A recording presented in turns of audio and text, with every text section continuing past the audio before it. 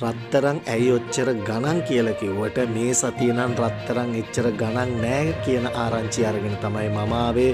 පසුගිය සතියට සාපේක්ෂව දේශීය වෙළඳපොලේ රන් මිලෙහි යම් පහළ යාමක් සිදු වී තිබෙනවා. ඒ අනුව අද වන විට රන් අවුන්සයක මිල සටහන් වූයේ රුපියල් 9,74,398ක් ලෙසයි. කැරට් 24 රන් ග්‍රෑම් එකක මිල රුපියල් 34,380ක් ලෙස සඳහන්ව තිබුණා.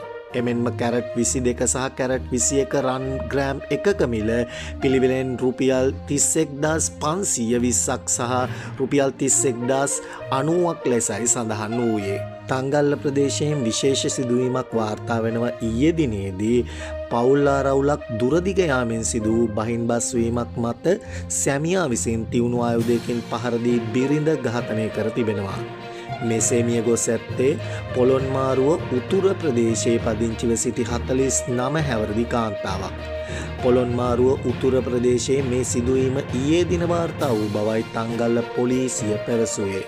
සැකකරු අත්අඩංගුවට ගෙන ඇති අතර තංගල්ල පොලිසිය වැඩිදුර විමර්ශන පවත්වනවා.